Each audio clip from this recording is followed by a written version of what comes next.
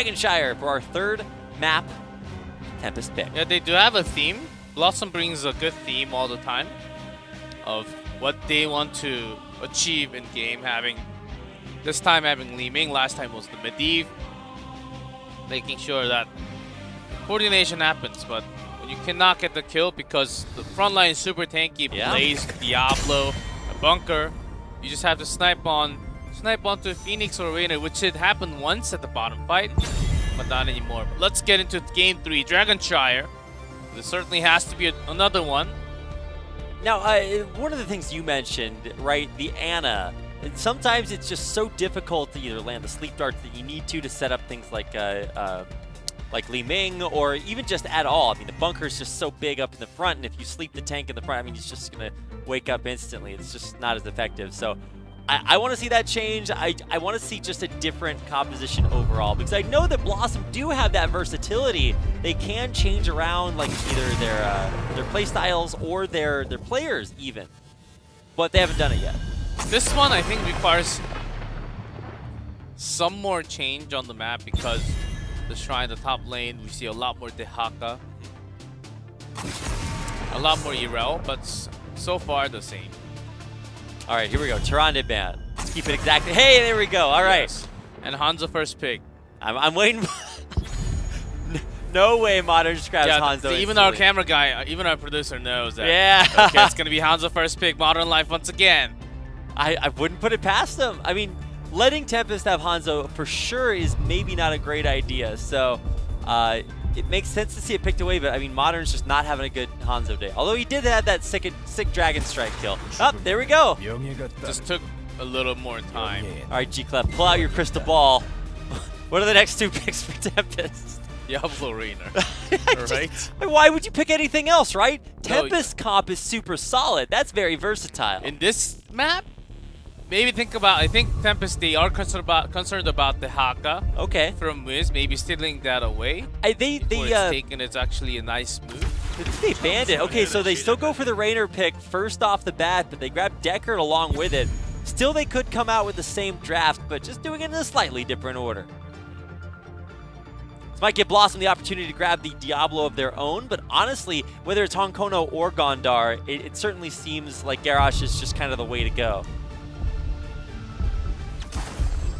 So Irel, a different priority this case. And well, they do take the Diablo away. Okay. Gives a chance for them to actually take Diablo this time. So different lineups here. So Reyna without Irel Diablo. With Screams for Blaze for Tempest, I think Blaze will be the perfect ban. And without Irel, no Diablo, no Blaze, Reyna is going to have some tough time. Definitely. I mean, I think you have to go for the Blaze here just to stop it from saving good all the time. Such a huge asset for Tempest. And if you don't take that off the bat, I mean, what are you going to limit from them, right? They can still go down to tank pool because they already have one, but they're going to keep 0-2. This may be just a thing from their scrim, but BlossoM has been banning 0-2 3 times. 3 out of 3 in the 3rd ban slot. Yeah, I definitely think that you do need to change things up, but I mean, we are seeing different drafts, thankfully, but this is still going to give Tempest the opportunity to just go back to their roots, grab the Blaze. Still have one, or Thrall. Tempest does like to run both Thrall and one other solo lane, like in Irel, or even Marthel. I think it's actually an okay one because Diablo's on BlossoM's end this time. Yeah, that's certainly true. Always good to have that percentage damage, and certainly not as willing to play something like a Tychus or something like that to deal with it. So. And the final pick, Medivh. Okay, going back to it. I like to see it, but specifically, I think we've seen it be most effective against high burst damage, things like Li Ming, right? That was what we got a chance to see yesterday, and it looked super cool, but here, what is the real purpose going to be? Mostly for protection and surprise gank with the portal. And in this case, they can't exactly really have too much burst. They will be looking for that 7-sided kill onto Muradin, but it doesn't really synergize perfectly of what they want to do. Yeah. Okay, well, we do at least get our wish, right, G-Clef? There's no Ana, and we do have different drafts.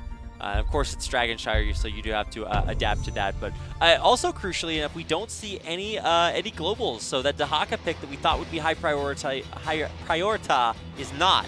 And so we head in onto Dragonshire for game number 3, hoping, if you're a BlossoM fan, that they can turn things around otherwise. Tempest, take a 3-0 victory. It says BlossoM. Certainly not the result of tonight, how it's going until this moment, but can all change starting from game number 3. A little bit, I would say, if they brought a Sonya like long time ago, what Miracle tried to do sometime, and also Feliz once, I believe, in this part, which actually brought them a win. Pretty old one, Diablo Sonya Medivh combo. Not in this case. We have Irel. I like that we're focusing once again on Modern's Hanzo. Your producer knew it exactly like you pointed out, G-Clef. 3 for 3. And in games 1 and 2, he's kind of struggled with his positioning. A lot of times winds up punishing him. So we'll see, especially if we get like extra dwarf toss rage. Sign could just be heading straight for that back line, looking to take him out. See how things open up, whether we do have early solo lanes. Yeah, so Urel already shoving top. Team outfield join in a second. Good rotation. Diablo Karazim was waiting in that middle center bush on top. And Dami chose to go to the safer path. He knew something was fishy. Doesn't see Diablo and a few other members on the map. Nice protection there on the Honkono, and of course the portal to get him back away. Wiz even joining. Meriday goes back in. I do love that BlossoM are feeling very confident in their fight. It seems like with their changed draft, they are looking a little bit better at executing that. It no longer seems like Honkono is just always going in every time there's the opportunity. I guess one of the reasons, because oftentimes when Diablo once charges in, he can get the crowd control done, but when he is focused, because they kind of knew that Martel pick was going to be coming out, having that portal as an escaping tool is always a good tool. Yeah. But Diablo alone cannot make the same impact as when they have something like a Sonya or a Thrall to pair that up with in this case. So Honkono diving alone has to be a little bit more cautious in this game number 3. That's right, we're looking for a Dragonite here. Tempest, can they control it? Yes, they do. Get that first Dragonite. Martel may go down. And there it is. The Avenging Wrath from Wiz. Oh, no, it actually gives the kill credit to Karazim. It was a spying time so that they get the Dragonite. And he took a lot of damage from top lane. Yeah, so staying in that shrine. Perfect rotation from Tempest to recognize his sacrifice and say, all right, you took one for the team, we got the Dragonite, and now we'll come up and cover your lane just to make sure that not too much is lost. I mean, see, the entire 4-man squad here, plus the camp, just the Dragonite. Which one does more? I think, spoiler alert, G-Clef, Dragonite's pretty good. Yeah, that's why you take the Dragonite over with just one kill. And Dami's already back here. Alone from Honkono, he can't just charge onto Raynor, but I don't know if that's getting focused. Yeah, but the healing adrenaline rush is going to come out here. He speeds himself away like a Gungan sub, and now Sign might be the next one to fall. Avenging Wrath comes forward.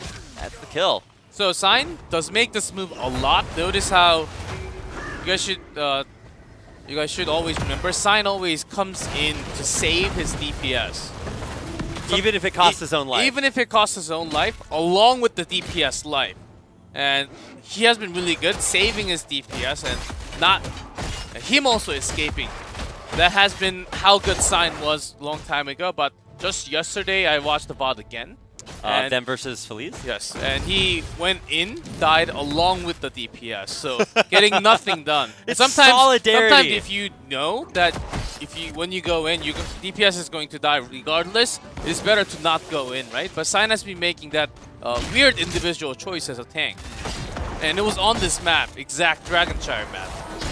you know, maybe your friend like trips and falls into the river, and you just want to be a good friend. So you jump in too to make him feel better about it being a bad day. And so it's kind of that idea. I just want the solidarity, but yeah, probably something we want to avoid if possible. Of course, the best will be save your teammate and you. Oh yeah, obviously yes. If you can stop. And I think that's the reason why he picked Morden today. He wants to be a little bit more stable. A comfort pick from Sign as well. He can actually have some control over the tri-bush, but they have the Raven, they have Medivh flying all over, so BlossoM, they don't really have to face check as much in this game. And I would say I feel much more comfortable watching this with Honkono on a big, beefy tank and Gondar playing that Medivh instead. So, like that they have swapped things back. Let's see if they can get either a pick onto Hyde. No, they're just pushing him out of here. Sign tanking up most of the damage, but he's totally okay with all of that. Protection on a Honkono makes him just totally invulnerable there for a while. And in the end, they do have to back off and don't want to overcommit. Yeah, Tempest, they could have fought that one out, but the rail was coming. They knew the rotation was coming very soon, so they kind of pressured out the camp. At least they lost.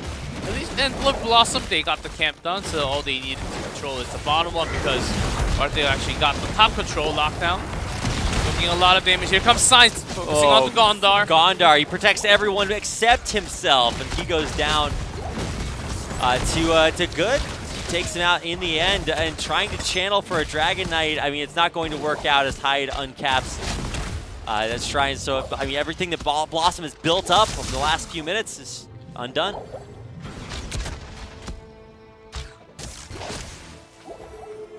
BlossoM's macro choice. Slightly slow because they want to focus on team fights. And Okona charges out. Nice engage, and Merryday having some good aggro, but he's caught in that route. Yeah, nowhere to go. I mean, Merryday was just totally isolated. I mean, even if he did, try to jump out of that Radiant Dash, I mean, you didn't really have too many options about where to go.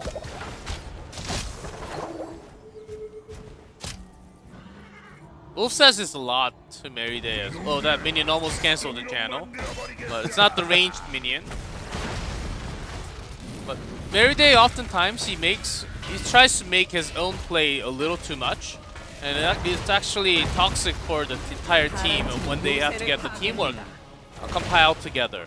And those types of moments where he thinks he's making a move to, I guess, to do some damage, but there was no chance of getting a kill. No chance of getting a kill, and also he put himself in such a vulnerable spot that it's like, well, how do you get out of there? He didn't have too many thoughts about that escape. For Merryday, he has in his day been one of the best supports that Korea's ever seen. Yes. But I think with that kind of comes the ability to just kind of see, immediate 7-sided tear down onto lockdown. And of course, he is pretty darn tanky, and even with a Dragon Arrow coming through, that is the heroic choice.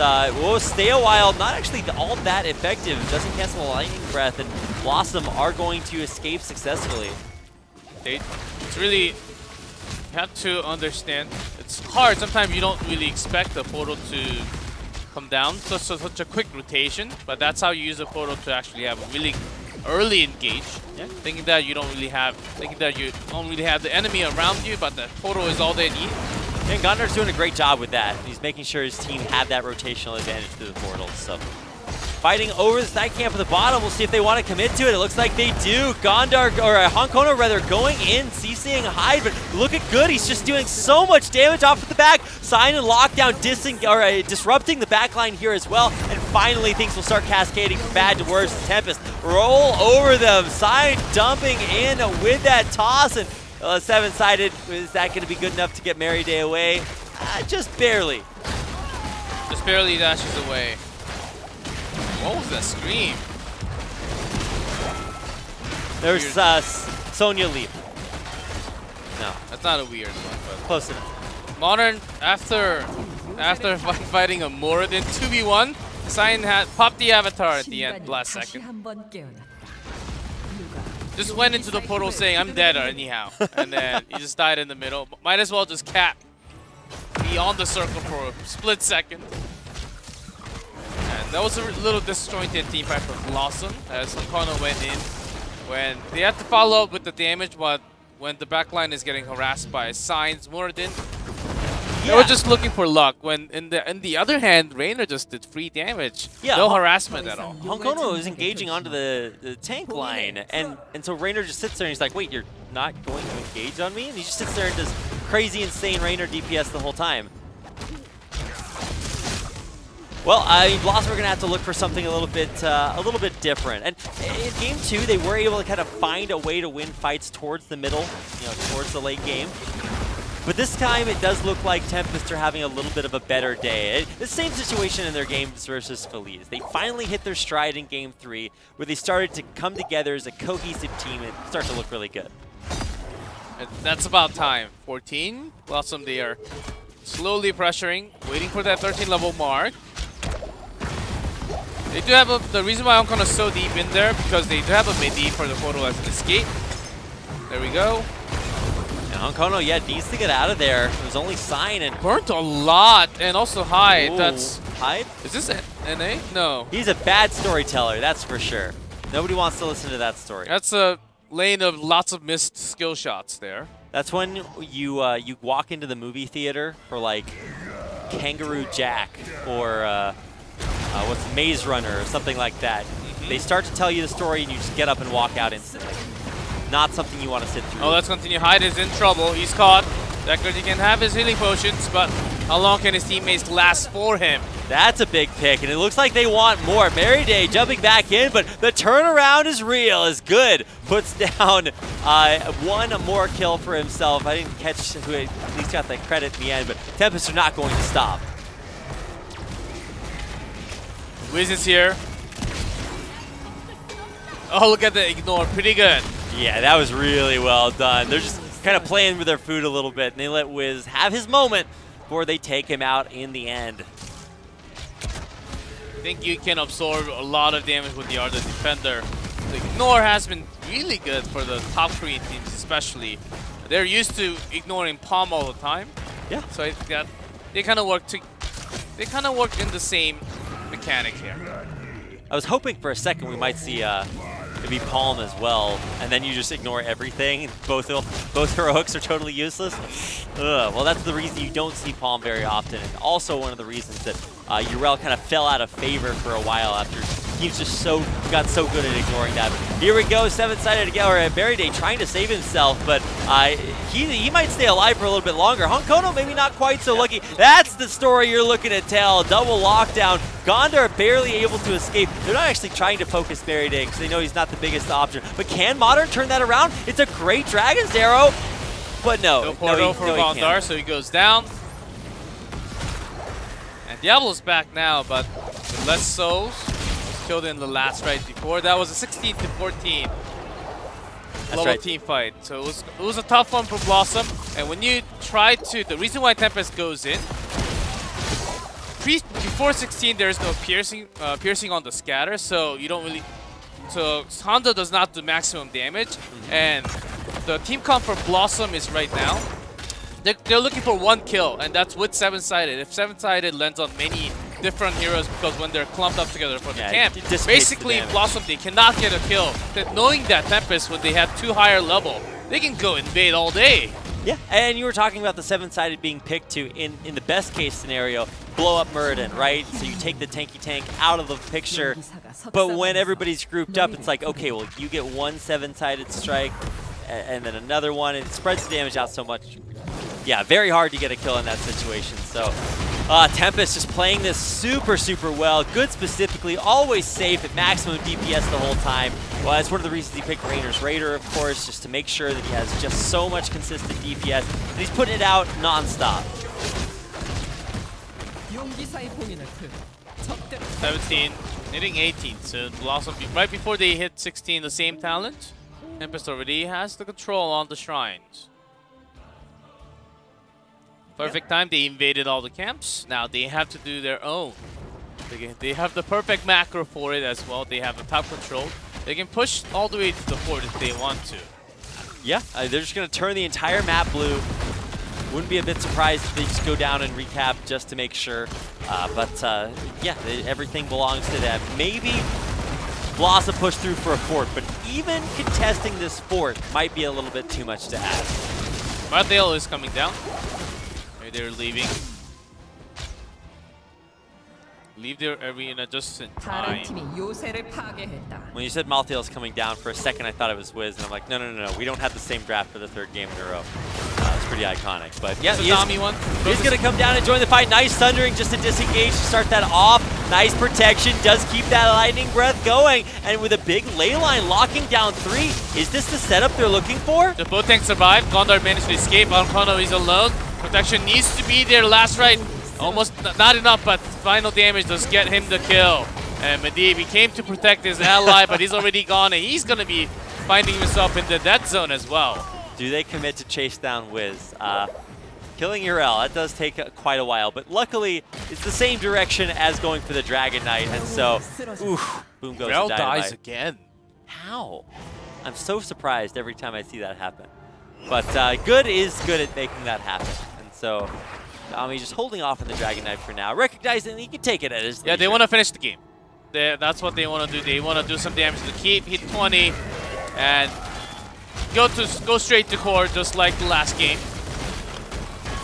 Doesn't seem like there's going to be a whole lot to stand in their way. G-Clef shoving through the keep effortlessly, and now pressuring in onto the core. That Dragon Knight, slow and steady, is going to be his pathway to the core, but when he gets there, I don't know if BlossoM are going to be able to hold on. Honkono half health before this fight even starts, diving deep onto Modern.